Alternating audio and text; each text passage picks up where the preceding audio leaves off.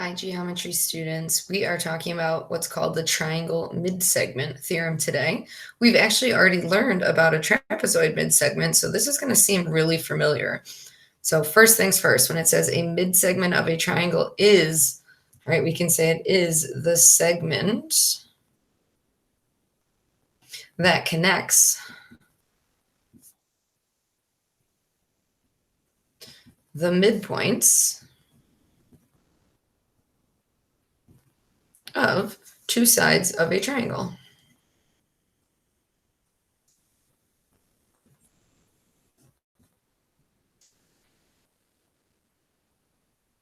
Right, so a lot of times you'll just have, a little triangle like this, and if here's the midpoint, so those are congruent, and here's a midpoint, so those are congruent, you're just connecting. That's it. That's your little midsegment.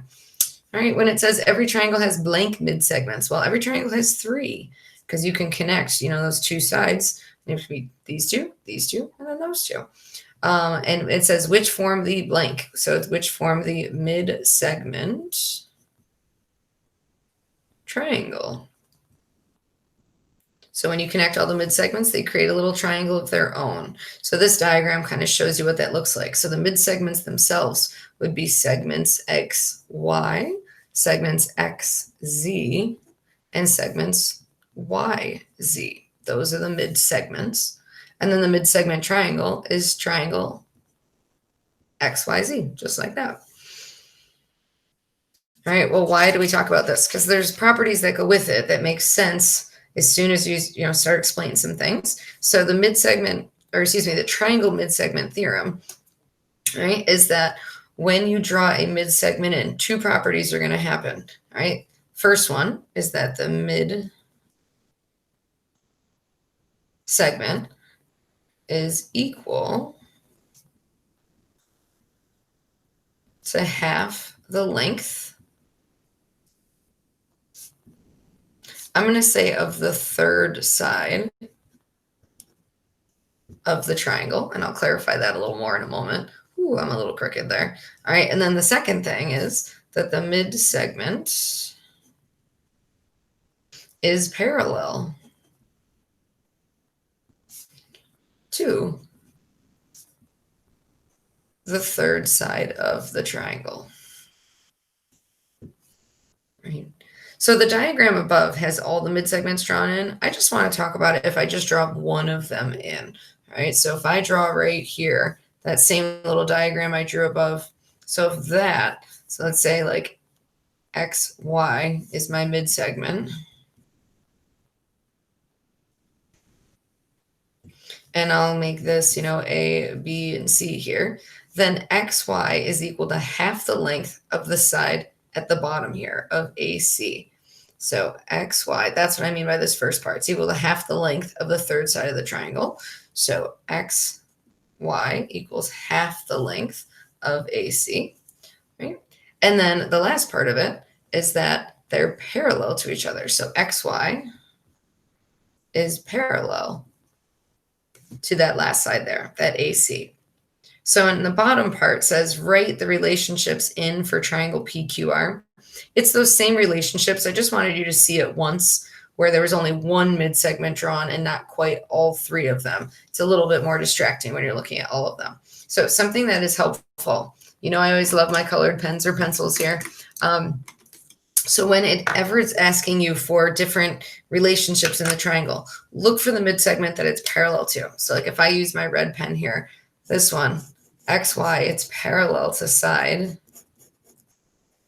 PR, right? And so that's the one it would be half the length of. And then I can do the same thing here. The XZ, well, that's parallel to side QP. So that's the one it's half the length of. And then I'll go to my highlighter here. XZ is parallel to QR. So XZ is half the length of QR. And so if we want, we can kind of list that over here, that XY is equal to half the length of PR. And then we said YZ is half the length of QP. And then lastly, XZ is equal to half the length of Q to R. If you need to, feel free to pause, take a look at the picture, make sure it's making sense for you. Otherwise, I'm going to move right on to the next page there. So let's put those into action. So here it says practice, find the measures of each. What you're going to notice is there are no directions that say, hey, here's a midpoint. What you're going to see here is that the diagrams are marked to lead you to find that yourself. So when you see like AF congruent to FE, we know that that means F's a midpoint. And these three stripes and these three stripes. So B is the midpoint of side AC. Same argument over here for D being the midpoint there. So when those segments are drawn in, that means it's a mid-segment triangle, right? And that BF, BD, and FD are mid-segments themselves. All right, with that being said, take a look at the diagram and what we have. It looks like this little angle right here is what that 26 degrees is pointing to. And then the 6.2 is the length of FD. So in case that's not clear, I'll put that right here. So FD is the 6.2, and then angle BDF is that 26 degrees. Sometimes it just helps to have that little clarification there. All right, so when it's asking you for the length from B to D, let me grab my highlighter here. B to D is this length here. Well, that is parallel to side AE.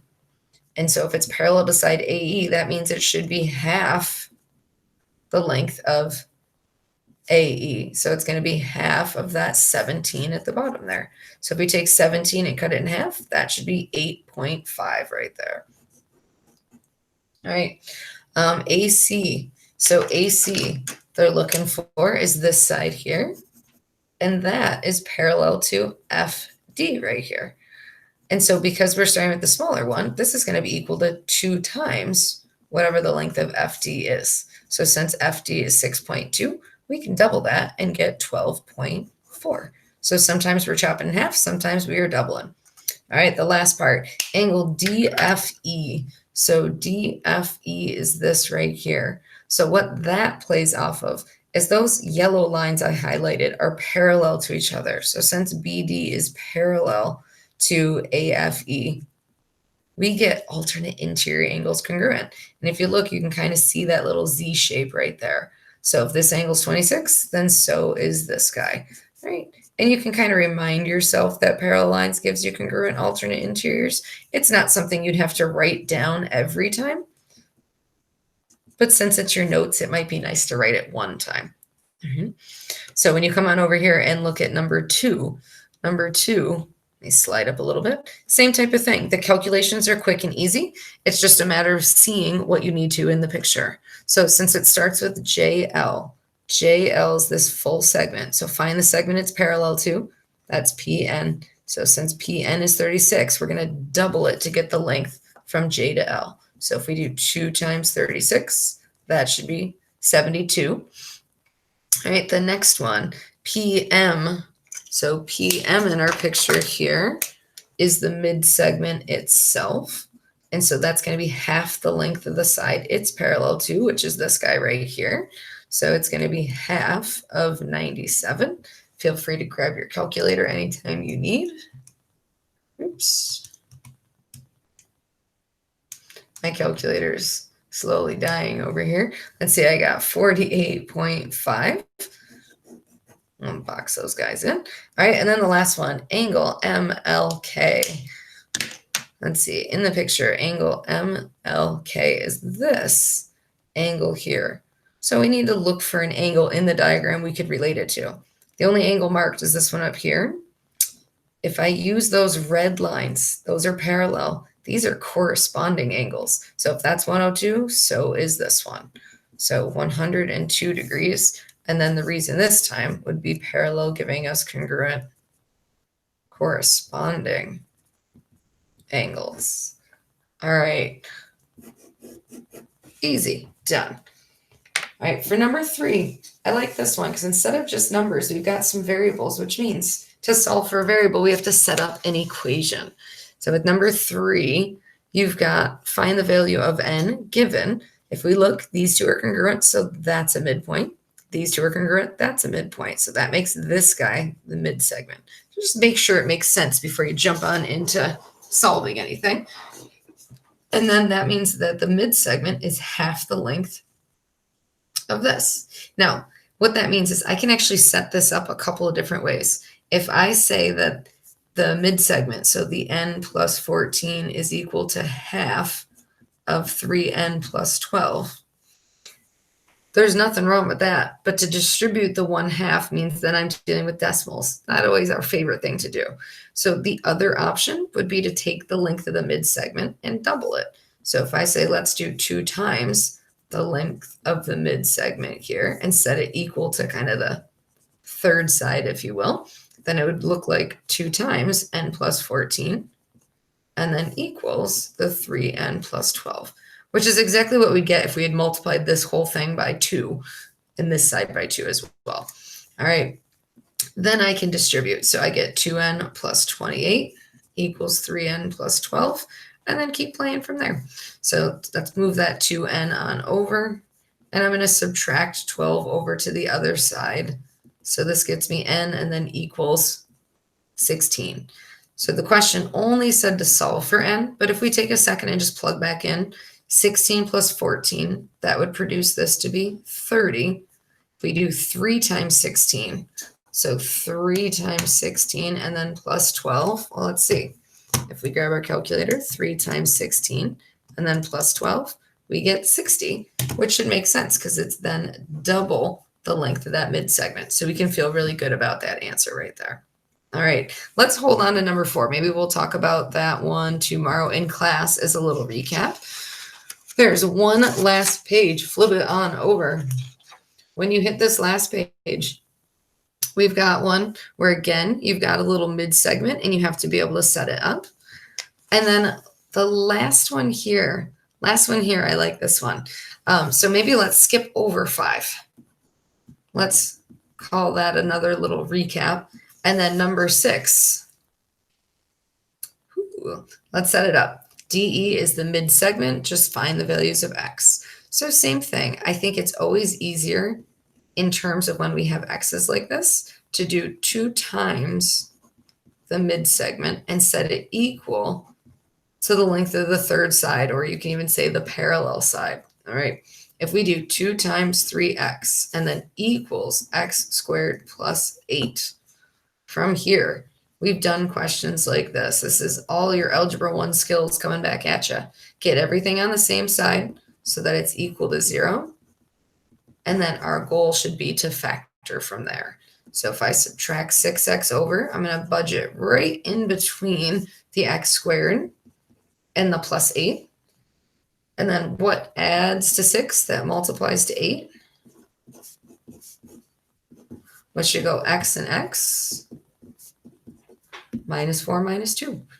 So remind yourself, I know we get lazy with showing this step, but technically we set it equal to 0 and then we add 4 over, and technically set it equal to 0 and then add the 2 to the other side.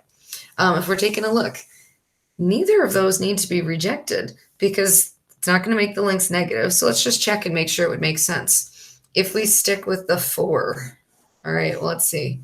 3 times 4 would be this length right here, so that would be 12. If we plug in a 4 for this part of it, 4 squared plus 8, so 16 plus 8 would be 24. That checks perfectly. Now let's check the second one. If we plug in a 2, this would be 3 times 2, or 6. That's fine. And then if we do 2 squared plus 8, this would give us 4 plus 8, or 12. So it turns out both answers work out just fine. So when it says find the values of x, we can keep both of those. All right. Nice job, guys. Make sure that you've answered the video questions, and talk to you soon.